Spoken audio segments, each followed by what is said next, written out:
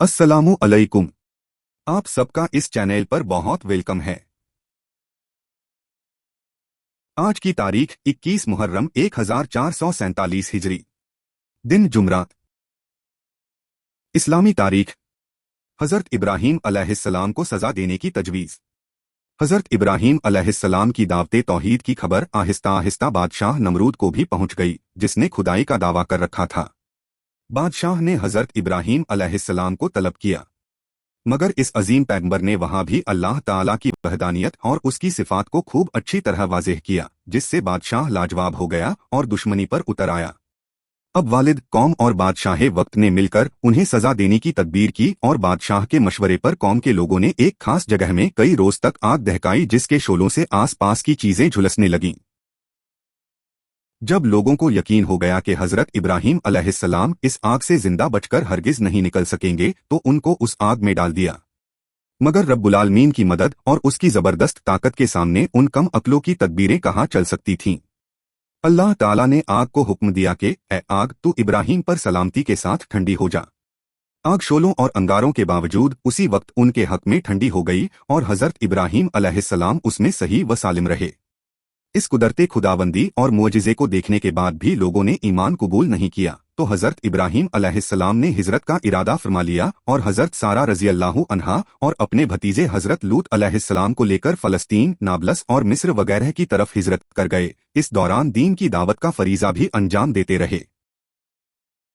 अल्लाह की कुदरत। मोती की पैदाइश। मोती बहुत ही कीमती पत्थर होता है जो सीप के अंदर बनता है।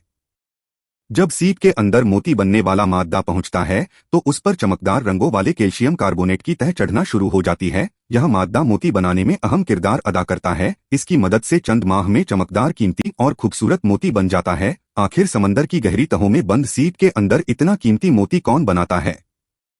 बिलाशुबा गहरे समंदर में सीप के अंदर मोती का पैदा करना अल्लाह ताला की जबरदस्त कुदरत है। एक फर्ज के बारे में। माँ बाप के साथ अच्छा सुलूक करना।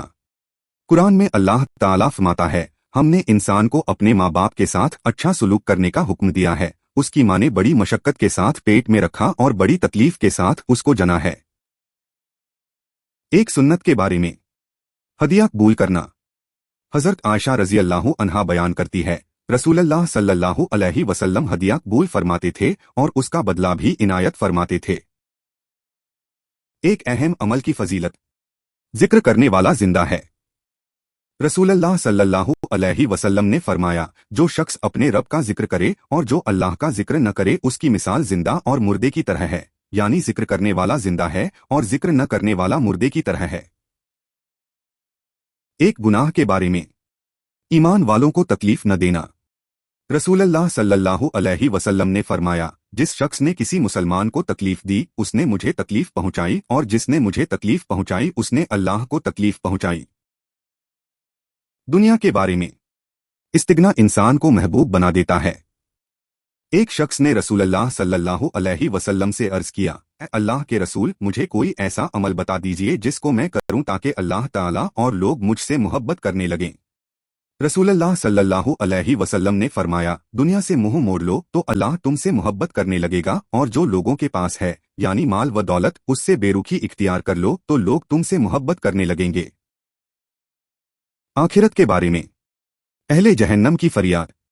कुरान में अल्लाह ताला फरमाता है, दोस्त की फरियाद करते हुए कहेंगे, ए हमारे परवरदिगार, हमें इस जहन्नम से निकालकर दुनिया में भेज दीजिए, फिर अगर दोबारा हम ऐसे गुनाह करें तो हम ही कसूरवार और सजा के मुस्तहिक होंगे। अल्लाह ताला फरमाएगा, तुम इसी जहन्नम में फिटकारे हुए पड़े रहो, मुझसे बात मत करो। तिब्बे नबवी से इलाज। जुकाम का इलाज। रसूलुल्लाह सल्लल्लाहु अलैहि वसल्लम ने फरमाया, तुम लोग मरज़जूश को सूंघा करो क्योंकि यह जुकाम के लिए मुफीद है। नोट, अल्लामा इब्ने कय्यम फरमाते हैं कि इसकी खुशबू जुकाम की बंदिश को खोल देती है। इससे जमा हुआ नज़ला पतला होकर बह जाता है और फेफड़ों पर जमा हुआ बलगम निकल जाता है। नीज इसमें दूसरे भी बहुत से फवाइद हैं। कुरान की नसीहत। कुरान में अल्लाह ताला फरमाता है, तुम सब मिलकर अल्लाह की रस्सी को मजबूत पकड़े रहो, यानी कुरान करीम के बताए हुए तरीके और जाब्ते पर चलो, और आपस में ना इत्तेफाकी मत करो। अगर तुम ना इत्तेफाकी की वजह से आपस में बिखर गए तो दुश्मन के मुकाबले में तुम नाकाम हो जाओगे और तुम्हारी कुव्वत व ताकत खत्म हो जाएगी। आप सबका बहुत शुक्रिया। उम्मीद है आप मेरे साथ जुड़े रहेंगे और मेरे चैनल को अपने दोस्तों और रिश्तेदारों के साथ शेयर करेंगे। खुदा हाफिज। इंशाअल्लाह फिर मिलेंगे।